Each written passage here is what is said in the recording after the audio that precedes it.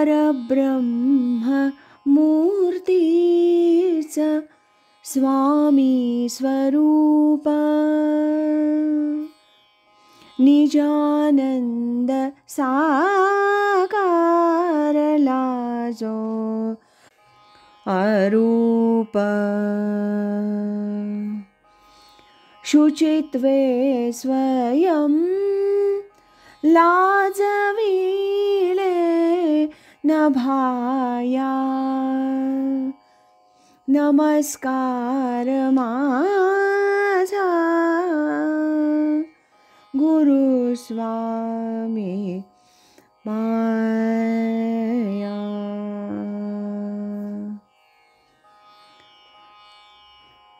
परमपूज्य स्वामी स्वरूपानंद जीवन साहित्य दर्शन या डॉक्टर अशोक कामत आणि प्राध्यापक म.अ. कुलकर्णी तथा स्वामी प्रज्ञानंद यांनी संपादित केलेल्या पुस्तकातील 3ऱ्या विभागातील आज ऐकूया डॉक्टर बी.अ. कुलकर्णी यांनी लिहिलेल्या ज्ञानेश्वरी नित्यपाठ चिंतनिका याचा भाग 5. कर्म भक्ती समन्वय. ओवी 22 ते 25.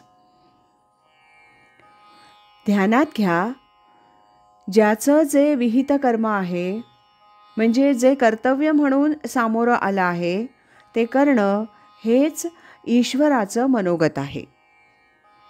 ते कर्तव्य आपण पार पाडावं ही ईश्वराचीच इच्छा असते, म्हणूनच ते कर्म आपणापुढे येऊन उभं टाकतं. ते कर्तव्य पार पडतं तर तो परमात्मा आपणाला निसंशय सापडतोच. तत्वज्ञ संत सर्वगत परंतु गुप्त चैतन्य स्वीकारित असतात आणि आपलं विहित कर्म करणं ही एका अर्थानं उपाधीच, पण ते कार्य करावं ही ईश्वराची इच्छा असते. आपण त्याची इच्छा पूर्ण केली की तो प्रसन्न होतो. आईनं एखादं काम सांगितलं, मुलानं ते केलं तर काम महत्त्वाचं नाही, आईची इच्छा पूर्ण झाली म्हणून ती प्रसन्न होते. तसंच आहे हे. तुम्ही म्हणाला होता आम्हाला जगावंसं वाटतं, आम्हाला जीवनाची ओढ आहे. ती योग्यच आहे, नैसर्गिकच आहे. म्हणूनच आपलं विहित कर्म करणं हा अनन्य ओलावा आहे. हा ओलावा नसेल तर सारं जीवन सुकून जाईल, रुक्ष होऊन जाईल. या स्वधर्म पालनानंच तर जीवन टवटवीत राहणार आहे, बहरणार आहे.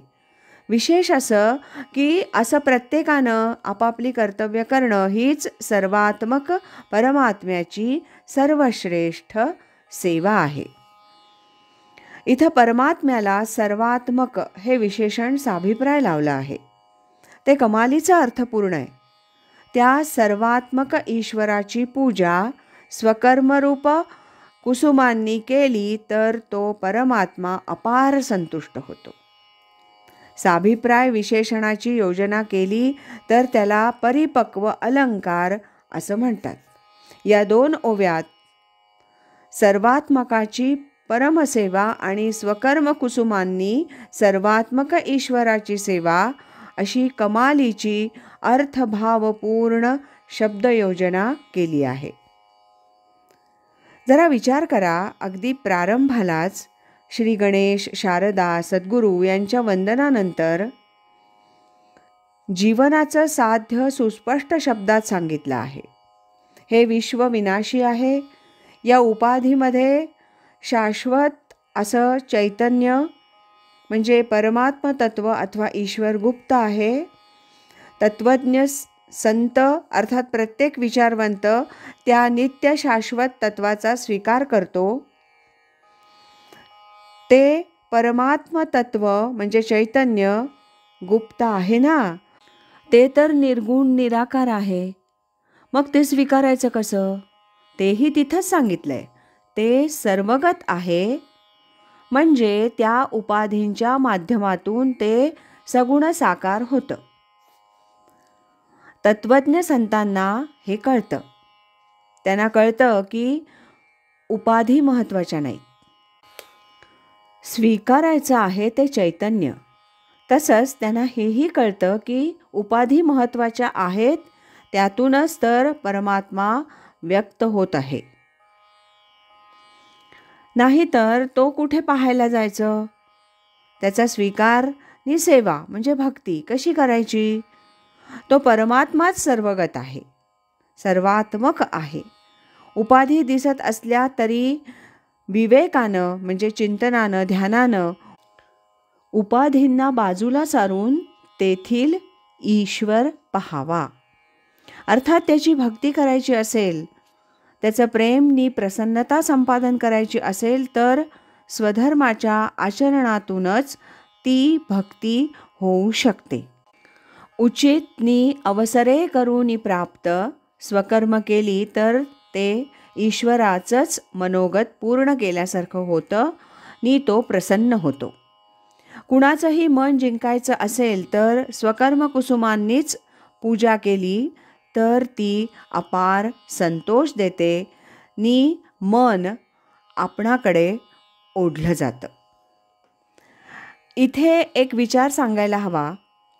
स्वधर्माचंच म्हणजे कर्तव्याचं पालन करावं नि स्वधर्माचं यज्ञात रूपांतर करावं.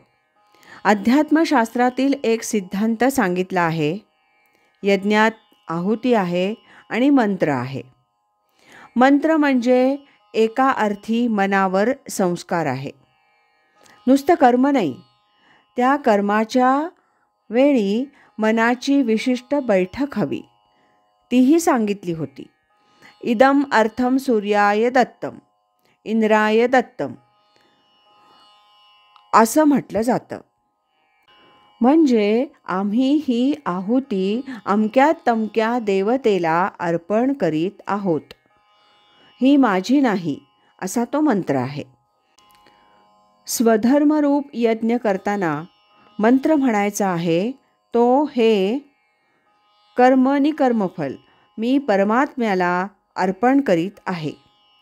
अर्थात इथे प्रत्यक्ष अग्नी नि आहुती नाही, पण केवळ यंत्रवत कर्मही नाही, इथे भक्तीचा प्रेमाचा ओलावा हवा. दिवसभरात स्वकर्मे होतात. माऊली म्हणते ते क्रियाजात आघवे, जे जैसे निपजेल स्वभावे, ते भावना करो नि करावे माझिया मोहरा. आता केवळ यज्ञ ही वृक्ष क्रिया नको, त्यासाठी विशिष्ट अग्नी नको, त्यासाठी विशिष्ट हवन द्रव्य नकोत. जीवनातील सारी कर्म मात्र तो स्वधर्म असायला हवा. जसजशी स्वभावतः निर्माण होतील ती सारी कर्म हीच आहुती मानून भावनेच्या म्हणजे केवळ संकल्प करून की मी हे कर्म परमात्म्यास अर्पण करीत आहे. अर्पण भक्तिभावानं माझ्या पुढे ठेवावीत, म्हणजेच यज्ञाला भक्तिभावाची जोड हवी. हा असा यज्ञ संकल्पनेनं केला की कर्मयज्ञ भक्ती यांचा समन्वय साधतो. स्वधर्माचा यज्ञ करणं महत्त्वाचं. तसंच ही आहुती केवळ भक्तिभावनेच्या संकल्पनेनं दिली जाते, हेही ध्यानात घेणं महत्त्वाचं आहे. आज इथेच थांबूया. यानंतरचा भाग आपण उद्या ऐकूया.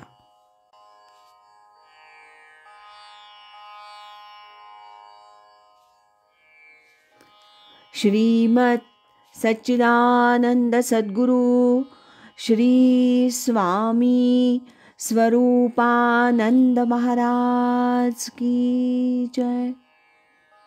हरि ओम तत्सत.